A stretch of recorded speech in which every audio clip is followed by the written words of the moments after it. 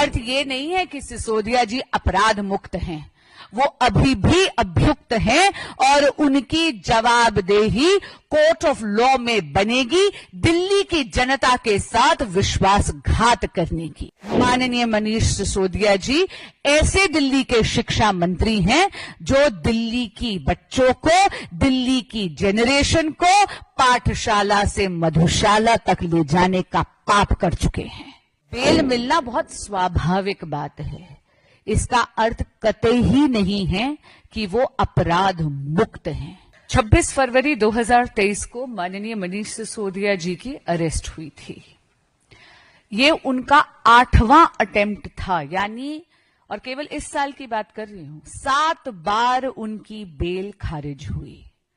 आज honourable supreme court of India के समक्ष उनके वकीलों ने मेरिट्स पे कोई दलील नहीं दी।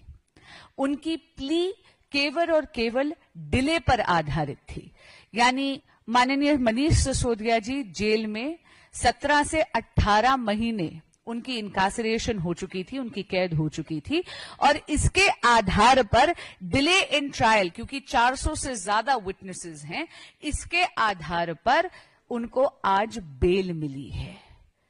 लेकिन इस बेल का अर्थ क्या है? मैं जानती हूं कि आज आम आदमी पार्टी के ऑफिस में हर्षोल्लास का माहौल है, स्वाभाविक सी बात है, लेकिन आपके माध्यम से जो वो बार बार जनता को भ्रमित करने का प्रयास कर रहे हैं, उस भ्रम को जरा मैं दूर कर दूं।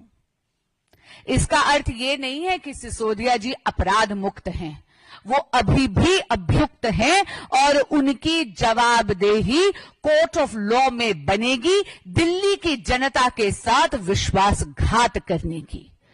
माननीय मनीष सिसोदिया जी ऐसे दिल्ली के शिक्षा मंत्री हैं जो दिल्ली की बच्चों को, दिल्ली की जनरेशन को पाठशाला से मधुशाला तक ले जाने का पाप कर चुके हैं। आज जो बेल मिली है उसमें आप ये देखिए कि चार्जशीट में क्या क्या चीजें उनके खिलाफ हैं। चार्जशीट में यह बोला गया है कि 170 से ज्यादा फोन सिसोदिया जी के आदेश पर तोड़े गए थे, यह बोला गया है, और यह तो फाइंडिंग है कोर्ट की। ट्रायल कोर्ट ने कहा कि लिकर स्कैम के वो प्राइमा फेसी आर्किटेक्ट हैं, यानी शिल्पकार हैं शराब घोटाले के। खुद सुप्रीम कोर्ट ने यह पाया है कि 338 करोड़ का मनी ट्रांजैक्शन इन्वॉल्व्ड है।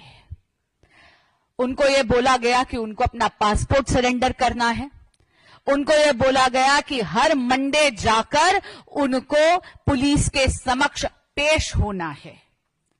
हां, इतना जरूर कहूंगी कि जब 17 महीने कैद में हो जाते हैं तो बेल मिलना बहुत स्वाभाविक बात है।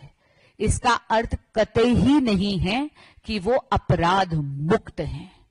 दिल्ली की जनता के साथ आम आदमी पार्टी की नेतृत्व ने, खुद माननीय मनीष सिसोदिया जी ने, माननीय मुख्यमंत्री अरविंद केजरीवाल जी ने घोटाले पे घोटाला करा है, विश्वासघात पर विश्वासघात करा है।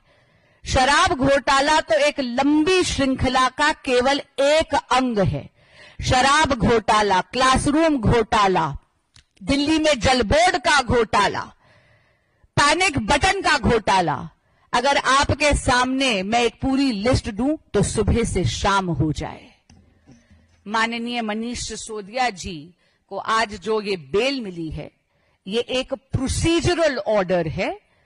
सर्वोच्च न्यायालय के इस निर्णय का तो भारतीय जनता पार्टी स्वागत करती है, लेकिन इतना जरूर कहेगी कि माननीय मनीष सिसोदिया जी की दिल्ली की जनता के प्रति और कोर्ट ऑफ लॉ में जवाबदेही बरकरार रहती है।